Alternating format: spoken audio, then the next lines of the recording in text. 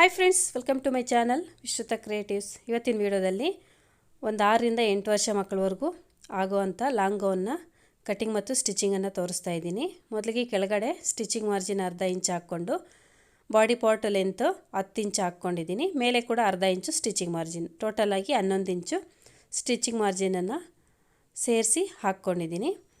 Front back ಎರಡು ಕೂಡ ನಾನು ಒಂದೇ ಸಲ ಕಟಿಂಗ್ ಮಾಡ್ತಾಯಿದ್ದೀನಿ. ಫ್ರಂಟ್ ಪಾರ್ಟ್ಗೆ ಒಂದು ಪೀಸ್ ಕಟ್ ಮಾಡ್ಕೊಂಡಿದ್ದೀನಿ. ಈಗ ಬ್ಯಾಕ್ ಪಾರ್ಟ್ಗೆ ಉಕ್ಸ್ ಅಥವಾ ನಾವು ಜಿಪ್ಪನ್ನು ಇಟ್ಕೊಳ್ಳೋದಕ್ಕೆ ಅರ್ಧ ಇಂಚ್ ಅಥವಾ 1 ಇಂಚ್ವರೆಗೂ ಕೂಡ ಸ್ಟಿಚಿಂಗ್ ಮಾರ್ಜಿನನ್ನು ಈ ಕಡೆಗೆ ಡ್ರಾ ಮಾಡ್ಕೋಬೇಕು. ನೋಡಿ, ನಾನು ಇಲ್ಲಿ ಹಾಕ್ಕೊಂಡಿದ್ದೀನಲ್ವ, ಈ ರೀತಿ ಹಾಕ್ಕೊಂಡು ಈಗ ಫ್ರಂಟ್ ಪಾರ್ಟನ್ನು ಆ ಲೈನಿಂದ ಆಚೆಗೆ ಈ ರೀತಿ ಜೋಡಿಸ್ಕೊಳ್ಳಿ. ಹೀಗೆ ಜೋಡಿಸ್ಕೊಂಡು ಈಗ ನಾವು ಮಾರ್ಕಿಂಗನ್ನು ಹಾಕ್ಕೊಳ್ಳೋಣ. ಎದೆ ಸುತ್ತಳತೆ ನಾನು 7 ಇಂಚ್ ಇಡ್ತಾ ಇದ್ದೀನಿ. 4ನೇ ಭಾಗಕ್ಕೆ 6 ಇಂಚು ಸೊಂಟದ ಸುತ್ತಳತೆ ಇಡ್ತಾ ಇದ್ದೀನಿ. ಶೋಲ್ಡರ್ ಮತ್ತು ಹಾರ್ಮೋಲ್ 4.25 ಇಟ್ಟಿದ್ದೀನಿ. 5 ಇಂಚ್ವರೆಗೂ ಕೂಡ ಇಟ್ಕೋಬೋದು.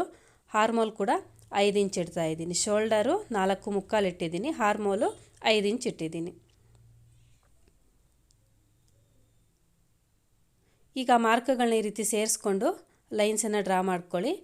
ಈ ಕಡೆಗೂ ಕೂಡ ಲೈನ್ ಡ್ರಾ ಮಾಡಿಕೊಂಡು ಎಕ್ಸ್ಟ್ರಾ ಮಾರ್ಜಿನ್ನು 2 ರಿಂದ 2.5, 1.5 ಆ ರೀತಿ ನಿಮ್ಗೆ ಎಷ್ಟು ಬೇಕೋ ಅಷ್ಟನ್ನು ಇಟ್ಕೋಬೋದು. ನಾನಿಲ್ಲೊಂದು 2 ಇಂಚ್ ಇಡ್ತಾ ಇದ್ದೀನಿ. ಈ ಕಡೆ ಕೆಳಗಡೆ ಶೇಪನ್ನು ಡ್ರಾ ಮಾಡ್ಕೊಳ್ಳೋದಕ್ಕೆ ಈ ರೀತಿ ಅರ್ಧ ಇಂಚು ಮೇಲೆಗೆ ನಾನು ಡ್ರಾ ಮಾಡ್ಕೊಂಡಿದ್ದೀನಿ. ನೀವು ಸ್ಕೇಲಿಂದ ಕೂಡ ಈ ರೀತಿ ಲೈನ್ ಹಾಕ್ಕೋಬೋದು. ಸ್ಕೇಲಿಂದ ಹಾಕ್ಕೊಳ್ಳೋದಕ್ಕಿಂತ ಈ ರೀತಿ ಕೈಯಲ್ಲೇ ಸ್ವಲ್ಪ ಕ್ರಾಸಾಗಿ ಈ ರೀತಿ ಮಾರ್ಕ್ ಮಾಡ್ಕೊಳ್ಳಿ, ನೀಟಾಗಿ ಬರುತ್ತೆ. ಈಗ ನೆಕ್ಕನ್ನು ಕೂಡ ಹಾಗೆಯೇ ಡ್ರಾ ಮಾಡ್ಕೊಳ್ಳೋಣ. 3 ಇಂಚು ನಾನು ಶೋಲ್ಡರ್ ಇಡ್ತಾ ಇದ್ದೀನಿ. ರೆಡಿ ಶೋಲ್ಡರ್ ನಮಗೆ 2 ಇಂಚ್ ಬರುತ್ತೆ. ಸ್ಟಿಚಿಂಗ್ ಮಾರ್ಜಿನ್ ಹೋದ್ಮೇಲೆ ನೆಕ್ ಲೆಂತು 3 ಇಂಚ್ ಇಡ್ತಾ ಇದ್ದೀನಿ. ಫ್ರಂಟು ಬ್ಯಾಕು ಎರಡೂ ಕೂಡ ಒಂದೇ ಸಲ ನಾನು ರೌಂಡ್ ನೆಕ್ಕನ್ನು ಈ ರೀತಿ ಮಾರ್ಕ್ ಮಾಡ್ಕೊತಾ ಇದ್ದೀನಿ. ನೀವು ಸಪ್ರೇಟ್ ಮಾರ್ಕ್ ಮಾಡೋದಾದರೆ ಫ್ರಂಟು ಬ್ಯಾಕು ಎರಡನ್ನೂ ಸಪ್ರೇಟ್ ಮಾಡಿಕೊಂಡು ನಂತರ ಕಟಿಂಗ್ ಮಾಡ್ಕೊಳ್ಳಿ. ಹಾರ್ಮೋಲಲ್ಲಿ 1 ಇಂಚಿಗೆ ಮಾರ್ಕ್ ಹಾಕ್ಕೊಂಡು ಶೇಪನ್ನು ಡ್ರಾ ಮಾಡ್ಕೊಳ್ಳಿ. ಹೀಗೆ ಡ್ರಾ ಮಾಡ್ಕೊಂಡ್ಮೇಲೆ ಈಗ ಇದನ್ನು ನಾವು ಕಟಿಂಗ್ ಮಾಡ್ಕೊಳ್ಳೋಣ.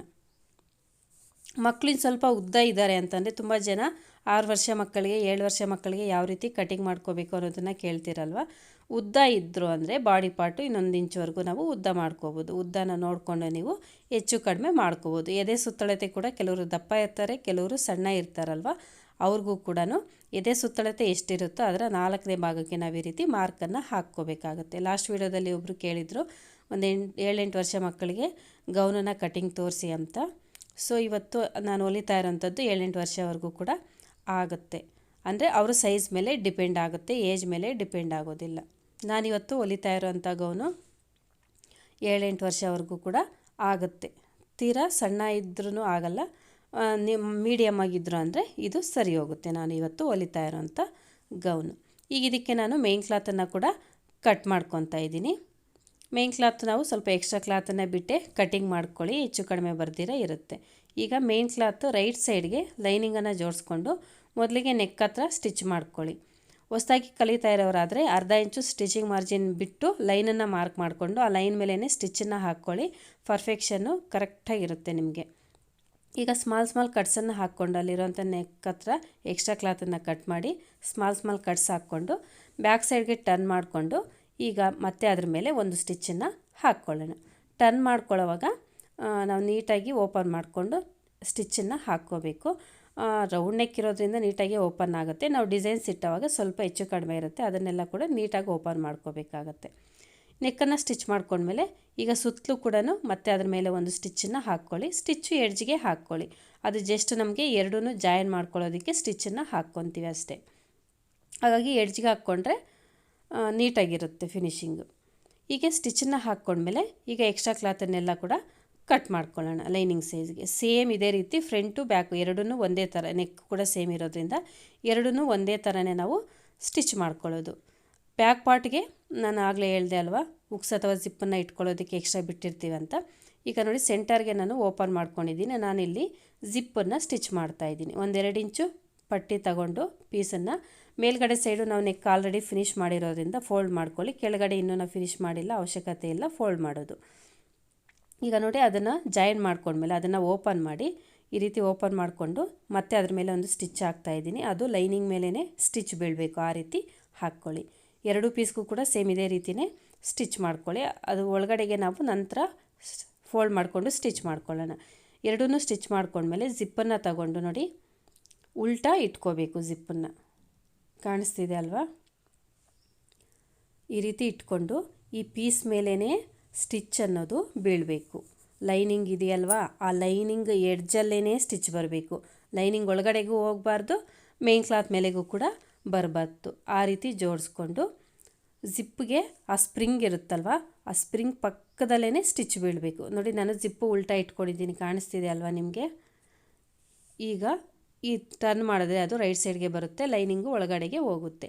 ಇನ್ನೊಂದು ಪೀಸನ್ನು ಕೂಡ ತಗೊಂಡು ಅದನ್ನು ಕೂಡ ಸೇಮ್ ಅದೇ ರೀತಿಯೇ ನೋಡಿ ಈ ರೀತಿ ಬರಬೇಕು. ಅದನ್ನು ನೋಡಿಕೊಂಡು ಈ ರೀತಿ ಉಲ್ಟಾ ತಿರುಗಿಸ್ಕೊಳ್ಳಿ. ಗೊತ್ತಾಯ್ತಲ್ವ ನಾನು ಯಾವ ರೀತಿ ಉಲ್ಟಾ ತಿರುಗಿಸಿದ್ದೀನಿ ಅಂತ? ನೋಡಿ ಇದು ಕೆಳಕ್ಕೆ ಹೋಗಬೇಕು.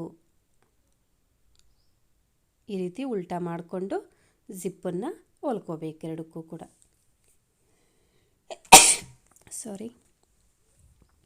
ಈ ರೀತಿ ಉಲ್ಟಾ ಮಾಡಿಕೊಂಡು ಇದಕ್ಕೂ ಕೂಡ ಹಾಗೇ ನಾವು ಜಾಯಿನ್ ಮಾಡಿರ್ತೀವಲ್ಲ ಲೈನಿಂಗ್ ಪೀಸು, ಅದರ ಎಡ್ಜ್ಗೆ ಜಿಪ್ಪನ್ನು ಕೂರಿಸಿ ಜಿಪ್ಪು ಸ್ಪ್ರಿಂಗ್ ಪಕ್ಕದಲ್ಲೇ ಸ್ಟಿಚ್ಚನ್ನು ಹಾಕ್ಕೊಳ್ತಾ ಬನ್ನಿ.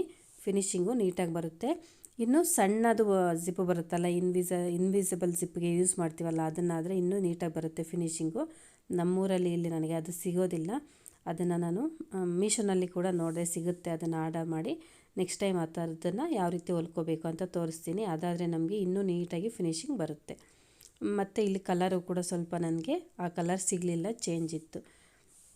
ಹಾಗಾಗಿ ಅದನ್ನೇ ಇರೋದನ್ನೇ ಹಾಕಿದ್ದೀನಿ. ಈಗ ಆ ಲೈನಿಂಗನ್ನು ಒಳಗಡೆಗೆ ಫೋಲ್ಡ್ ಮಾಡಿಕೊಂಡು ಆ ಲೈನಿಂಗ್ ಮೇಲೆಗೆ ಮತ್ತೆ ಸ್ಟಿಚ್ ಬರಬೇಕು. ಲೈನಿಂಗು ಮತ್ತು ಮೇನ್ ಕ್ಲಾತಿಗೆ ಸೇರಿಸಿ ಔಟ್ಸೈಡ್ಗೆ ಜಿಪ್ಪು ಪಕ್ಕದಲ್ಲೇ ಮತ್ತೆ ಈ ರೀತಿ ಜಿಪ್ಪು ಲೈನಿಂಗ್ ಪೀಸು ಯಾವುದು ಕೂಡ ಮೇಲೆಗೆ ಎದ್ದೊಳ್ದಿರ ಅದ್ರ ಮೇಲೆ ಸ್ಟಿಚ್ಚನ್ನು ಹಾಕ್ಕೊಳ್ಳಿ. ಎರಡು ಪೀಸ್ಗೂ ಕೂಡ ಹಾಕ್ಕೋಬೇಕು. ಹೀಗೆ ಹಾಕ್ಕೊಂಡ್ರೆ ಫಿನಿಶಿಂಗು ನಮಗೆ ರೆಡಿಮೇಡ್ ಡ್ರೆಸ್ಗಳಲ್ಲಿ ಯಾವ ರೀತಿ ಇರುತ್ತೋ ಅದೇ ರೀತಿಯೇ ಬರುತ್ತೆ. ಹೀಗೆ ಜಿಪ್ಪನ್ನು ಅಟ್ಯಾಚ್ ಮಾಡ್ಕೊಂಡ್ಮೇಲೆ ಈಗ ನಾವು ಶೋಲ್ಡರನ್ನು ಜಾಯಿನ್ ಮಾಡ್ಕೊಳ್ಳೋಣ. ಒಂದ್ರ ಮೇಲೆ ಒಂದು ರೀತಿ ಉಲ್ಟಾ ಇಟ್ಕೊಂಡು ಅರ್ಧ ಇಂಚು ಸ್ಟಿಚಿಂಗ್ ಮಾರ್ಜಿನನ್ನು ಬಿಟ್ಟು ಡಬಲ್ ಸ್ಟಿಚ್ಚನ್ನು ಹಾಕ್ಕೊಂಡು ಸ್ಟಿಚ್ಚನ್ನು ಮಾಡ್ಕೊಳ್ಳಿ. ಕಂಪಲ್ಸರಿ ಡಬಲ್ ಸ್ಟಿಚ್ ಹಾಕ್ಕೊಳ್ಳಿ. ನಾನು ಪ್ರತಿ ವಿಡಿಯೋದಲ್ಲೂ ಕೂಡ ಹೇಳ್ತಾ ಇರ್ತೀನಿ, ಎರಡು ಪೀಸ್ಗಳನ್ನ ನಾವು ಜಾಯಿನ್ ಮಾಡಬೇಕಾದ್ರೆ ಡಬಲ್ ಸ್ಟಿಚ್ಗಳನ್ನೇ ಹಾಕ್ಕೋಬೇಕು, ಸಿಂಗಲ್ ಸ್ಟಿಚ್ ಹಾಕಿ ಬಿಡಬಾರ್ದು. ಈಗ ಸ್ಲೀವ್ಸನ್ನು ಕಟ್ ಮಾಡ್ತಾಯಿದ್ದೀನಿ. ನಾನು ಸ್ಲೀವ್ಸನ್ನು ಆಗಲೇ ಕಟ್ಬಿಂಗ್ ತೋರಿಸಿಲ್ಲ ಅಲ್ವಾ, ಈಗ ಕಟ್ ಮಾಡ್ತಾಯಿದ್ದೀನಿ. ನಾನು ಪಫ್ ಸ್ಲೀವ್ಸನ್ನು ಇಡ್ತಾಯಿದ್ದೀನಿ. ಇಲ್ಲಿ ಫಸ್ಟ್ ಲೈನ್ ಹಾಕಿರೋದು ಬಾರ್ಡರ್ ಅಲ್ಲಿಗೆ ನಾನು ಕಟ್ ಮಾಡಿಬಿಡ್ತೀನಿ. ಇನ್ನು ಅರ್ಧ ಇಂಚು ಸ್ಟಿಚಿಂಗ್ ಮಾರ್ಜಿನ್ಗೆ ಹಾಕ್ಕೊಂಡಿದ್ದೀನಿ. ಮೊದಲು ನಾವು ನಾರ್ಮಲ್ ಸ್ಲೀವ್ಸ್ ಥರನೇ ಕಟ್ ಮಾಡ್ಕೊಳ್ಳೋಣ. ನೋಡಿ 4 ಇಂಚು ಸ್ಲೀವ್ಸ್ ಲೆಂತ್ ಇಡ್ತಾಯಿದ್ದೀನಿ. ಅದೊಂದು ಲೈನನ್ನು ಹಾಕ್ಕೊಬಿಡೋಣ. ಡೌನಿಂಗು 2 ಇಂಚ್ ಒಳಗಡೆಗೆ ಈ ರೀತಿ ಮಾರ್ಕ್ ಮಾಡ್ಕೊಳ್ಳಿ. ಹಾರ್ಮೋಲ್ ಡೌನ್ ಇದನ್ನು ಕೂಡ ಒಂದು ಲೈನನ್ನು ಹಾಕ್ಕೊಳ್ಳಿ. ಸ್ಲೀವ್ಸ್ ಲೆಂತ್ ನಮಗೆ 6 ಇಂಚಿಗೆ ನಾನು ನೋಡಿ ಸ್ಟಿಚಿಂಗ್ ಮಾರ್ಜಿನ್ 2 ಇಂಚು, ನಂತರ 6 ಇಂಚ್ವರೆಗೂ ಈ ರೀತಿ ಮಾರ್ಕನ್ನು ಹಾಕ್ಕೊಳ್ಳಿ. ಇಲ್ಲಿವರೆಗೂ ನಮಗೆ ನಾರ್ಮಲ್ ಸ್ಲೀವ್ಸ್ ಥರನೇ ನಾನು ಮಾರ್ಕ್ ಹಾಕ್ತಾಯಿದ್ದೀನಿ. ನಾರ್ಮಲ್ ಸ್ಲೀವ್ಸನ್ನು ಯಾವ ರೀತಿ ಮಾರ್ಕಿಂಗ್ ಮಾಡ್ಕೊಳ್ಳೋದು, ಕಟಿಂಗ್ ಮಾಡ್ಕೊಳ್ಳೋದು ಅಂತ ನಾನು ತುಂಬ ವಿಡಿಯೋದಲ್ಲೇ ತೋರಿಸಿದ್ದೀನಿ, ಚಾನಲಲ್ಲಿ ನಿಮಗೆ ಸಿಗುತ್ತೆ. ಈಗ ನೋಡಿ ನಾರ್ಮಲ್ ಸ್ಲೀವ್ಸ್ ಥರ ಫಸ್ಟ್ ಸ್ಲೀವ್ಸನ್ನು ನಾನಿಲ್ಲಿ ಮಾರ್ಕನ್ನು ಹಾಕ್ಕೊಂಡಿದ್ದೀನಿ. ಈಗ ನಮಗೆ ಪಫ್ ಸ್ಲೀವ್ಸ್ಗೆ ಮೇಲೆಗೆ ಮತ್ತು ಈ ಸೈಡ್ ಎರಡು ಸೈಡ್ಗೂ ಕೂಡ ನಾವು ಎಕ್ಸ್ಟ್ರಾ ಕ್ಲಾತನ್ನು ಮಾರ್ಕ್ ಮಾಡ್ಕೊಳ್ಳೋಣ. ನೋಡಿ ಮೇಲೆ ನಾನು ಇಲ್ಲೊಂದು 3.5 ಇಂಚ್ವರೆಗೂ ಇದೆ, ಈ ಕಡೆ 2.5 ಇಂಚ್ವರೆಗೂ ಮಾರ್ಕನ್ನು ಹಾಕ್ಕೊತೀನಿ. ಹಾಕ್ಕೊಂಡು ಇದನ್ನು ಕೂಡ ಇಲ್ಲಿ ರೀತಿ ಮೇಲೆಗೆ ಒಂದು ಲೈನ್ ಹಾಕ್ಕೊಂಡು ಇಲ್ಲಿಂದ ಈ ಸ್ಲೀವ್ಸ್ ಸೆಂಟರ್ವರೆಗೂ ಜಾಯಿನ್ ಮಾಡ್ಕೊಳ್ಳಿ. ಈ ರೀತಿ ಅಷ್ಟೇ, ಇಷ್ಟೇ ಸಿಂಪಲ್ಲು. ತುಂಬಾ ಈಸಿಯಾಗಿ ನಾವು ಪಫ್ ಸ್ಲೀವ್ಸನ್ನು ಕಟಿಂಗ್ ಮತ್ತು ಸ್ಟಿಚಿಂಗನ್ನು ಮಾಡ್ಕೊಬಿಡ್ಬೋದು. ಈಗ ಇದನ್ನು ಮಾರ್ಕ್ ಮಾಡಿರೋದನ್ನು ಇಲ್ಲಿಗೆ ಕಟಿಂಗನ್ನು ಮಾಡಿಕೊಂಡ್ರೆ ನಂತರ ಸ್ಲೀವ್ಸ್ ಲೂಸು ಹ್ಯಾಂಡ್ ಲೂಸ್ ಬರುತ್ತಲ್ವ, ಅದು ಎಷ್ಟಿದೆಯೋ ಅಷ್ಟಕ್ಕೆ ಮಾರ್ಕ್ ಹಾಕ್ಕೊಳ್ಳೋಣ. 4 ಇಂಚು ಸ್ಲೀವ್ಸ್ ಲೂಸ್ ಇಡ್ತಾಯಿದ್ದೀನಿ. ಎಕ್ಸ್ಟ್ರಾ ಮಾರ್ಜಿನ್ನು 2ರಿಂದ 2.5ವರೆಗೂ ಹಾಕ್ಕೊಳ್ಳಿ. ನಾವು ಬಾಡಿ ಪಾರ್ಟಲ್ಲಿ ಎಷ್ಟೇ ಇಟ್ಟಿರ್ತೀವೋ ಸ್ಲೀವ್ಸ್ ಲೂಸು ಮಾರ್ಜಿನ್ನು ಅಷ್ಟೇ ಹಾಕ್ಕೊಳ್ಳಿ. ಈಗ ಇದನ್ನು ಕಟ್ ಮಾಡ್ಕೊಳ್ಳೋಣ. ಹೀಗೆ ಕಟ್ ಮಾಡಿಕೊಂಡ್ರೆ ಈಗ ಸ್ಲೀವ್ಸು ಕೂಡ ರೆಡಿ ಆಗುತ್ತೆ. ಈಗ ಇದನ್ನು ಸ್ಟಿಚ್ ಮಾಡ್ಕೊಳ್ಳೋಣ. ಇಲ್ಲಿ ಈ ರೀತಿ ಕಟ್ಸ್ ಹಾಕ್ಕೊಳ್ಳಿ, ನಮಗೆ ನೀಟಾಗಿ ಕುರ್ತಿರುತ್ತೆ. ಇಲ್ಲಿ ಮಾರ್ಕ್ ನಾವು ಜಾಯಿನ್ ಮಾಡ್ಕೊಂಡ್ವಲ್ಲ ಮೇಲೆಯಿಂದ ತಂದು ಅಲ್ಲಿಗೆ ಈ ಕಡೆಗೂ ಕೂಡ ಸೆಂಟರ್ಗೆ ಈ ರೀತಿ ಮಾರ್ಕ್ ಹಾಕ್ಕೊಂಡು ಅಲ್ಲಿಗೆ ಮಾರ್ಕನ್ನು ಹಾಕ್ಕೊಳ್ಳಿ. ಇಲ್ಲಿಂದ ನಾವು ಪಫನ್ನು ಹೊಲಿಯೋದಕ್ಕೆ ಸ್ಟಾರ್ಟ್ ಮಾಡ್ಕೋಬೇಕು. ನೋಡಿ ಈ ರೀತಿ ಪ್ಲೀಟ್ಸನ್ನು ಇಟ್ಕೊಳ್ಳೋಕ್ಕೆ ಸ್ಟಿಚಿಂಗನ್ನು ಹಾಕ್ಕೊಳ್ಳಿ. ಈ ರೀತಿ ಸ್ಟಿಚ್ ಮಾಡಿದ್ಮೇಲೆ 4 ಇಂಚು ಸ್ಲೀವ್ಸ್ ಲೂಸು, 2.5 ಇಂಚು ಮಾರ್ಜಿನ್ನು ಅಷ್ಟು ಇದೆಯಾ ಇಲ್ವಾ ಅಂತ ಒಂದು ಸಲ ಚೆಕ್ ಮಾಡ್ಕೊಳ್ಳಿ. ಕರೆಕ್ಟಾಗಿ ಇತ್ತು ಅಂತಂದರೆ ನಾವು ಹೊಲ್ದಿರೋದು ಸರಿ ಇದೆ ಅಂತ, ಇಲ್ಲ ಅಂತಂದರೆ ಹೆಚ್ಚು ಕಡಿಮೆ ಇದೆ ಅಂತ ಆ ಕಡೆ ಈ ಕಡೆ ನೀವು ಬೇಕಾದರೆ ಪ್ಲೀಟ್ಸ್ ಇಟ್ಟಿರೋದು ಒಂದೊಂದನ್ನು ಬಿಚ್ಕೊಳ್ಳಿ, ಪ್ರಾಬ್ಲಮ್ ಏನೂ ಇಲ್ಲ. ಅದಕ್ಕೆ ಫಸ್ಟೇನೆ ಒಂದು ಸಲ ಅಳತೆ ಮಾಡ್ಕೊಳ್ಳಿ. ನಾನು ಅಳತೆ ಮಾಡ್ಕೊಂಡಿದ್ದೀನಿ, ಆದರೆ ನಾನು ವೀಡಿಯೋ ಲೆಂತ್ ಜಾಸ್ತಿ ಆಗುತ್ತೆ ಅಂತ ತೋರಿಸ್ತಾ ಇಲ್ಲ. ಮೇಲೆ ಕೂಡ ಅಷ್ಟೇ, ಸ್ಲೀವ್ಸು ನಾನು 6 ಇಂಚು ಇಡ್ತೆ ಅಲ್ವಾ ಉದ್ದ, ಆರ್ಮೋಲ್ ಹತ್ರ, ಮತ್ತು ಮಾರ್ಜಿನ್ 2.5 ಅಷ್ಟಿದೆಯಾ ಇಲ್ವಾ ಅಂತ ಇದನ್ನು ಕೂಡ ಪ್ಲೇಟ್ಸ್ ಇಟ್ಕೊಂಡ್ಮೇಲೆ ಚೆಕ್ ಮಾಡ್ಕೊಳ್ಳಿ. ನೀವು ಕರೆಕ್ಟಾಗಿ ಈ ರೀತಿ ಸೆಂಟರ್ಗೆ ಇಟ್ಕೊಂಡು ಪ್ಲೇಟ್ಸನ್ನು ಇಟ್ಕೊಂಡ್ರೆ ಕರೆಕ್ಟಾಗಿ ಬರುತ್ತೆ. ನಂದು ಕರೆಕ್ಟಾಗೇ ಇದೆ, ನಾನು ಅಳತೆ ಮಾಡಿ ಕೂಡ ನೋಡಿದೆ. ಒಂದು ಸೈಡ್ ತೋರಿಸ್ತೀನಿ ನೋಡಿ ಕರೆಕ್ಟಾಗಿಯೇ ಇದೆ. ಈಗ ಇದಕ್ಕೆ ಈ ಕಡೆಗೆ ಪಟ್ಟಿನ ಕಟ್ಟೋಣ. ಪಟ್ಟಿ ಕಟ್ಟೋದಕ್ಕೆ ಬಾರ್ಡರ್ನ ತಗೊಂಡಿದ್ದೀನಿ. ಫಸ್ಟ್ ಈ ರೀತಿ ರಾಂಗ್ ಸೈಡ್ಗೆ ಇಟ್ಕೊಂಡು ಒಂದು ಸಲ ಜಾಯಿನ್ ಮಾಡ್ಕೊಬಿಡಿ. ಅರ್ಧ ಇಂಚು ಸ್ಟಿಚಿಂಗ್ ಮಾರ್ಜಿನ್ ಬಿಟ್ಟು ಜಾಯಿನ್ ಮಾಡ್ಕೊಳ್ಳಿ. ಜಾಯಿನ್ ಮಾಡ್ಕೊಂಡ್ಮೇಲೆ ಈಗ ಇದನ್ನು ಓಪನ್ ಮಾಡಿ ಅದ್ರ ಮೇಲೆ ಮತ್ತೆ ಒಂದು ಸ್ಟಿಚ್ಚನ್ನು ಹಾಕ್ಕೊಳ್ಳಿ. ಈ ರೀತಿ ಲೈನಿಂಗ್ ಮೇಲೆಗೆ ಅಥವಾ ಮಾರ್ಜಿನ್ ಒಳಗಡೆಗೆ ಹೋಗೋ ಥರ ಅದ್ರ ಮೇಲೆಗೆ ಒಂದು ಸ್ಟಿಚ್ಚನ್ನು ಹಾಕ್ಕೊತಾ ಇದ್ದೀನಿ. ಈ ರೀತಿ ಹಾಕೋದ್ರಿಂದ ಫಿನಿಶಿಂಗ್ ಚೆನ್ನಾಗಿ ಬರುತ್ತೆ. ಪ್ರತಿಯೊಂದಕ್ಕೂ ಅಷ್ಟೇ, ಲೈನಿಂಗ್ ಆಗಲಿ ಯಾವುದಕ್ಕನ್ನಾಗಲಿ ಈ ರೀತಿ ಮತ್ತೆ ಒಂದು ಸ್ಟಿಚ್ ಹಾಕ್ಕೊಂಡ್ಮೇಲೆ ಫೋಲ್ಡ್ ಮಾಡ್ಕೊಳ್ಳಿ. ಹಾಗೆ ಕೂಡ ಫೋಲ್ಡ್ ಮಾಡಿ ಸ್ಟಿಚ್ ಮಾಡ್ಬೋದು. ಈಗ ಮತ್ತೆ ನೋಡಿ ಇಲ್ಲ ಅರ್ಧ ಇಂಚ್ ಫೋಲ್ಡ್ ಮಾಡಿಕೊಂಡು ಮತ್ತೆ ಅದ್ರ ಮೇಲೆಗೆ ಫೋಲ್ಡ್ ಮಾಡಿ, ಅಂದರೆ ಡಬಲ್ ಫೋಲ್ಡ್ ಮಾಡಿಕೊಂಡು ಪಟ್ಟಿನ ಹೊಲ್ಕೊತಾ ಇದ್ದೀನಿ. ಎರಡೂ ಸ್ಲೀವ್ಸನ್ನು ಕೂಡ ಸೇಮ್ ಇದೇ ರೀತಿಯೇ ನಾವು ಸ್ಟಿಚ್ ಮಾಡ್ಕೋಬೇಕು. ನಾನು ಇದೇ ಕ್ಲಾತಲ್ಲಿ ಲಂಗ ಬ್ಲೌಸ್ ಕೂಡ ಆಲ್ರೆಡಿ ಒಂದು ಸ್ಟಿಚ್ ಮಾಡಿದ್ದೀನಿ. ಒಂದೇ ಸ್ಯಾರಿಯಲ್ಲಿ ನಾನು ಲಂಗ ಬ್ಲೌಸು ಮತ್ತು ಒಂದು ಫ್ರಾಕನ್ನು ಸ್ಟಿಚ್ ಮಾಡಿದ್ದೀನಿ. ಲಂಗ ಬ್ಲೌಸ್ ಲಿಂಕನ್ನು ಕೂಡ ನಾನು ಡಿಸ್ಕ್ರಿಪ್ಷನ್ ಬಾಕ್ಸಲ್ಲಿ ಕೊಟ್ಟಿರ್ತೀನಿ, ಇಂಟ್ರೆಸ್ಟ್ ಇರೋರು ಚೆಕ್ ಮಾಡಿ. ಈಗ ನೋಡಿ ಶೋಲ್ಡರ್ ಸೆಂಟರಿಂದ ಈ ರೀತಿ ಸ್ಲೀವ್ಸನ್ನು ಸೆಂಟರ್ ಮಾಡಿಕೊಂಡು ಜಾಯಿನ್ ಮಾಡ್ಕೊಳ್ಳಿ. ಹೆಚ್ಚು ಕಡಿಮೆ ಬರ್ದಿರ ನಾವು ಫಿನಿಶಿಂಗ್ ನೀಟಾಗಿ ಕೊಡ್ಬೋದು. ಎಕ್ಸ್ಟ್ರಾ ಇದ್ದರೂ ಕೂಡ ಈ ಕಡೆಗೆ ಬರುತ್ತೆ. ಆಲ್ರೆಡಿ ಸ್ವಲ್ಪ ಎಕ್ಸ್ಟ್ರಾ ಇತ್ತಲ್ವ ಅಲ್ಲಿ, ಅದು ಈ ಕಡೆಗೆ ಬಂದುಬಿಡುತ್ತೆ ನೋಡಿ. ಅದಕ್ಕೇ ಶೋಲ್ಡರ್ ಸೆಂಟರಿಂದ ನೀವು ಜಾಯಿನ್ ಮಾಡ್ಕೊಳ್ಳಿ, ಫಿನಿಶಿಂಗು ಚೆನ್ನಾಗಿ ಬರುತ್ತೆ. ಈಗ ಸ್ಲೀವ್ಸನ್ನು ಅರ್ಧದಿಂದ ಫಸ್ಟ್ ಜಾಯಿನ್ ಮಾಡಿದ್ವಲ್ಲ, ಇನ್ನು ಅರ್ಧದಿಂದ ಈ ಕಡೆಗೆ ಜಾಯಿನ್ ಮಾಡಿಕೊಂಡು ನಂತರ ಅದ್ರ ಮೇಲೆ ಮತ್ತೆ ಇನ್ನೂ ಒಂದು ಸ್ಟಿಚ್ಚನ್ನು ಕೂಡ ಹಾಕ್ಕೊಳ್ಳಿ, ಡಬಲ್ ಸ್ಟಿಚ್ಚನ್ನು ಹಾಕ್ಕೊಳ್ಳಿ. ಈಗ ಸ್ಟಿಚ್ ಮಾಡಿಕೊಂಡ್ರೆ ಸ್ಲೀವ್ಸು ಕೂಡ ಜಾಯಿನ್ ಮಾಡೋದು ಕಂಪ್ಲೀಟ್ ಆಗುತ್ತೆ. ಸೇಮ್ ಇದೇ ರೀತಿಯೇ ಇನ್ನೂ ಒಂದು ಸ್ಲೀವ್ಸನ್ನು ಕೂಡ ಜಾಯಿನ್ ಮಾಡ್ಕೊಳ್ಳಿ. ಎರಡೂ ಸ್ಲೀವ್ಸನ್ನು ಜಾಯಿನ್ ಮಾಡ್ಕೊಂಡ್ಮೇಲೆ ಸೈಡ್ ಫಿಟ್ಟಿಂಗ್ ಮಾಡಿಕೊಂಡು ಬಾಟಮನ್ನು ಅಟ್ಯಾಚ್ ಮಾಡೋಣ.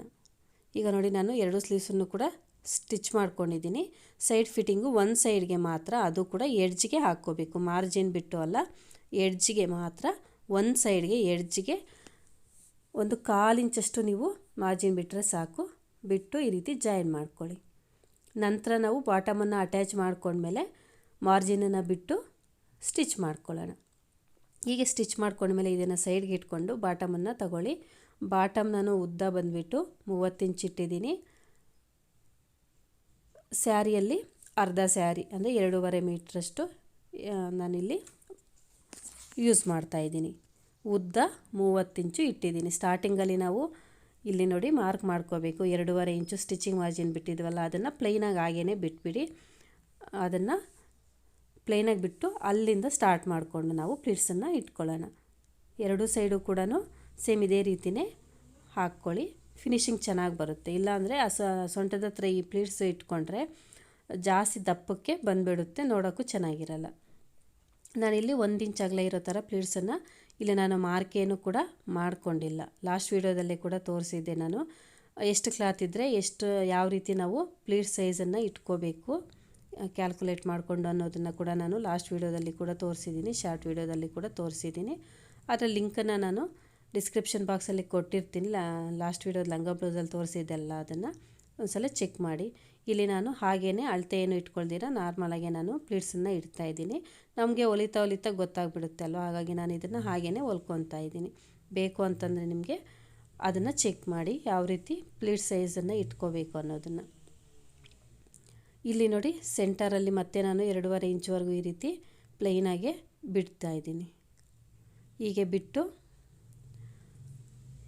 ಈಗ ಇದಕ್ಕೆ ನಾವು ಪ್ಲೀಟ್ಸನ್ನು ಇಟ್ಕೊಂಡ್ಮೇಲೆ ಮೇನ್ ಸೈಡ್ಗೆ ಈ ಬಾಡಿ ಪಾರ್ಟ್ ಇತ್ತಲ್ಲ ಅದನ್ನು ಜೋಡಿಸ್ಕೊಂಡಿದ್ದೀನಿ. ರೈಟ್ ಸೈಡ್ ಮೇಲೆಗೆ ಇದನ್ನು ಬಾಡಿ ಪಾರ್ಟನ್ನು ಉಲ್ಟಾ ಇಟ್ಕೋಬೇಕು, ರಾಂಗ್ ಸೈಡ್ಗೆ 2 ಸ್ಟಿಚಿಂಗ್ ಬರಬೇಕು. ಆ ರೀತಿ ಜೋಡಿಸ್ಕೊಂಡು ಅರ್ಧ ಇಂಚು ಸ್ಟಿಚಿಂಗ್ ಮಾರ್ಜಿನ್ ಬಿಟ್ಟು ಇದನ್ನು ಈ ರೀತಿ ಜಾಯಿನ್ ಮಾಡ್ಕೊಳ್ಳಿ. ನನಗೆ ನೋಡಿ ಕರೆಕ್ಟಾಗಿ ಬಾಡಿ ಪಾರ್ಟ್ಗೂ ಬಾಟಮ್ಗೂ ಕರೆಕ್ಟಾಗಿ ಸರಿ ಹೋಗಿದೆ. ಹೆಚ್ಚು ಕಡಿಮೆ ಇತ್ತಂದರೆ ನೀವು ಸ್ವಲ್ಪ ಸೆಟ್ ಮಾಡ್ಕೊಳ್ಳಿ, ಪ್ರಾಬ್ಲಮ್ ಏನು ಕೂಡ ಇಲ್ಲ. ಈಗ ಇದ್ರ ಮೇಲೆ ಮತ್ತೆ ಲೈನಿಂಗನ್ನು ಇಟ್ಕೊತಾ ಇದ್ದೀನಿ. ಲೈನಿಂಗನ್ನು ನಾನು ನೋಡಿ ಬಾಡಿ ಪಾರ್ಟ್ ಮೇಲೆಗೆ ಇಟ್ಟಿದ್ದೀನಿ. ಈ ರೀತಿ ಸ್ಟಿಚ್ ಮಾಡೋದ್ರಿಂದ ಈ ಸ್ಟಿಚಿಂಗ್ ಮಾರ್ಜಿನ್ನು ಸೊಂಟದ ಹತ್ರ ಇರೋದು ಕೂಡ ಒಳಗಡೆಗೆ ಹೋಗ್ಬಿಡುತ್ತೆ. ಎಲ್ಲೂ ಕೂಡ ನಮಗೆ ಇರಿಟೇಟ್ ಆಗೋದಿಲ್ಲ ಮಕ್ಕಳಿಗೆ, ಮತ್ತು ದಾರ ಥರ ಬರೋದು ಕೂಡ ಆಗೋದಿಲ್ಲ. ನಾವು ಮೇನ್ ಕ್ಲಾತ್ ಮೇಲೇ ಇಟ್ಕೊಂಡ್ವಿ ಅಂತಂದರೆ ಬಾಟಮ್ ಮೇಲೆ ಅದು ಸ್ಟಿಚಿಂಗ್ ಮಾರ್ಜಿನ್ ಆಚೆಗೆ ಕಾಣಿಸುತ್ತೆ. ಫಸ್ಟು ನಾನು ಮೇನ್ ಕ್ಲಾತ್ ಇಟ್ಕೊಂಡಿದ್ದೀನಿ, ಅದ್ರ ಮಧ್ಯೆ ಬಾಡಿ ಪಾರ್ಟ್ ಇಟ್ಕೊಂಡಿದ್ದೀನಿ, ಅದರ ಮೇಲೆ ಲೈನಿಂಗನ್ನು ಇಟ್ಕೊಂಡು ಸ್ಟಿಚ್ ಮಾಡ್ತಾಯಿದ್ದೀನಿ. ಅದನ್ನು ಓಪನ್ ಮಾಡಿದ್ರೆ ಸ್ಟಿಚಿಂಗ್ ಮಾರ್ಜಿನ್ ಅನ್ನೋದು ಮೇನ್ ಕ್ಲಾತು ಮತ್ತು ಈ ಲೈನಿಂಗ್ ಒಳಗಡೆಗೆ ಹೋಗ್ಬಿಡುತ್ತೆ, ಆಚೆಗೆ ಕಾಣಿಸೋದಿಲ್ಲ. ಹೀಗೆ ಲೈನಿಂಗನ್ನು ಕೂಡ ಜಾಯಿನ್ ಮಾಡಿಕೊಂಡ್ರೆ ನೆಕ್ಸ್ಟ್ ನಾವು ಸೈಡ್ ಫಿಟ್ಟಿಂಗನ್ನು ಮಾಡ್ಕೊಳ್ಳೋಣ.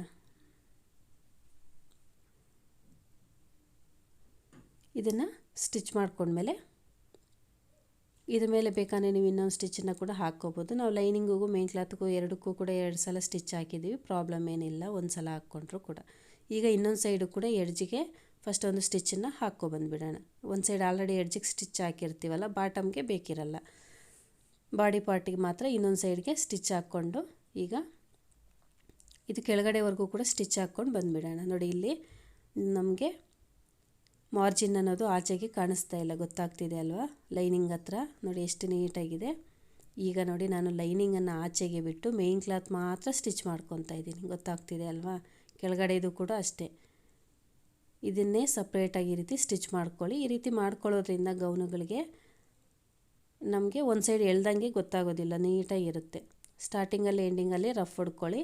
ಮತ್ತು ಇದು ದಾರ ಥರ ಬರ್ದಿರ ನಾನು ಇದನ್ನು ಈ ರೀತಿ ಡಬಲ್ ಫೋಲ್ಡ್ ಮಾಡಿ ಸ್ಟಿಚ್ ಮಾಡ್ತಾಯಿದ್ದೀನಿ. ಈ ಸಿಲ್ಕ್ ಕ್ಲಾತ್ಗಳೆಲ್ಲ ಕೂಡ ಬಾರ್ಡರ್ ಸ್ಯಾರಿಗೂ ದಾರ ಬೇಗ ಬಂದುಬಿಡುತ್ತೆ, ಹಾಗಾಗಿ ಈ ರೀತಿ ಫೋಲ್ಡ್ ಮಾಡಿಕೊಂಡು ಒಂದು ಸಲ ಸ್ಟಿಚ್ ಮಾಡ್ಕೊಬಿಟ್ರೆ ಆ ದಾರಗಳು ಬರ್ದಿರ ನೀಟಾಗಿರುತ್ತೆ. ಇದನ್ನು ಸ್ಟಿಚ್ ಮಾಡ್ಕೊಂಡ್ಮೇಲೆ ನೆಕ್ಸ್ಟ್ ನಾವು ಮಾರ್ಜಿನ್ 2.5 ಇಂಚು ಬಿಟ್ಟಿದ್ವಲ್ವ, ಅದನ್ನು ಬಿಟ್ಟು ಸ್ಟಿಚ್ ಮಾಡ್ಕೊಳ್ತಾ ನೆಕ್ಸ್ಟ್ ಲೈನಿಂಗನ್ನು ಕೂಡ ಹಾಗೆ ಕಂಟಿನ್ಯೂಸ್ ಆಗಿ ಸ್ಟಿಚ್ ಮಾಡ್ಕೊಬಿಡೋಣ. ನಾನಿಲ್ಲಿ ಎಕ್ಸ್ಟ್ರಾ ಕ್ಲಾತನ್ನು ಒಳಗಡೆಗೆ ಫೋಲ್ಡ್ ಮಾಡಿದ್ದೀನಿ, ಅಂದರೆ ಉದ್ದ ಜಾಸ್ತಿ ಇದೆ ಅಂತ. ಅವರು ನಮಗೆ ಸ್ವಲ್ಪ ದೊಡ್ಡದಾಗೇ ಹೊಲ್ಕೊಡಿ ಅಂತ ಹೇಳಿದರು, ಹಾಗಾಗಿ ಇಲ್ಲಿ 2.5 ಇಂಚು ಸ್ಟಿಚಿಂಗ್ ಮಾರ್ಜಿನ್ ಬಿಟ್ಟಿದ್ದೀನಿ. ಬಾಟಮ್ಗೂ ಕೂಡ ಉದ್ದ ಜಾಸ್ತಿ ಇಟ್ಟಿದ್ದೀನಿ. ಈಗ ನೋಡಿ ಇಲ್ಲಿಗೆ ಸ್ಟಿಚ್ ಮಾಡ್ಕೊಳ್ತಾ ಬಂದು ಈ ಮೇನ್ ಕ್ಲಾತನ್ನು ಒಳಗಡೆಗೆ ಬಿಟ್ಟು ಲೈನಿಂಗ್ ಮೇಲೆ ಮಾತ್ರ ಸ್ಟಿಚ್ ಬರಬೇಕು, ಆ ರೀತಿ ಸ್ಟಿಚ್ಚನ್ನು ಹಾಕ್ಕೊಳ್ಳಿ. ಇಲ್ಲ ಅರ್ಧ ಇಂಚು ಸ್ಟಿಚಿಂಗ್ ಮಾರ್ಜಿನ್ ಬಿಟ್ಟರೆ ಸಾಕಾಗುತ್ತೆ. ಹೀಗೆ ಕೆಳಗಡೆವರೆಗೂ ಕೂಡ ಸ್ಟಿಚ್ ಮಾಡ್ಕೊಂಬಿಟ್ಟು ಈಗ ನಾವು 2.5 ಇಂಚು ಸ್ಟಿಚಿಂಗ್ ಮಾರ್ಜಿನ್ ಬಿಟ್ಟು ಸ್ಟಿಚ್ ಮಾಡ್ಕೊಂಡಿದ್ದೀವಲ್ಲ, ಈಗ ಅದ್ರ ಪಕ್ಕದಲ್ಲಿ ಎಕ್ಸ್ಟ್ರಾ ಸ್ಟಿಚ್ಚನ್ನು ಕೂಡ ಹಾಕ್ಕೊಳ್ಳಿ. 2 ಅಥವಾ 3 ಹಾಕ್ಕೊಂಡ್ರೆ ಈಗ ನಾವು 2 ಸೈಡು ಕೂಡ ಹಾಕ್ಕೋಬೇಕು. ಇನ್ನೊಂದು ಸೈಡ್ಗೂ ಕೂಡ ಮಾರ್ಜಿನ್ ಬಿಟ್ಟು ಸ್ಟಿಚ್ ಮಾಡ್ಕೊಳ್ಳಿ. ಹೀಗೆ ಸ್ಟಿಚ್ ಮಾಡಿಕೊಂಡ್ರೆ ಗೌನ್ ಸ್ಟಿಚಿಂಗ್ ಅನ್ನೋದು ಕಂಪ್ಲೀಟ್ ಆಗುತ್ತೆ. ಈಗ ಇದು ಯಾವ ರೀತಿ ಕಾಣಿಸ್ತಾ ಇದೆ ಅನ್ನೋದು ಕೂಡ ನಾನು ನಿಮಗೆ ತೋರಿಸ್ತೀನಿ. ಇದಕ್ಕಾಗೇ ಈಗ ಹೊಸ ಸ್ಟೈಲ್ ಬಂದಿದೆಯಲ್ಲ ದುಪ್ಪಟ್ಟ, ಅದನ್ನು ಕೂಡ ಸ್ಟಿಚ್ ಮಾಡೋದು ನೆಕ್ಸ್ಟ್ ವೀಡಿಯೋದಲ್ಲಿ ತೋರಿಸ್ತೀನಿ. ಈಗ ಯಾವ ರೀತಿ ಇದೆ ನೋಡಿ.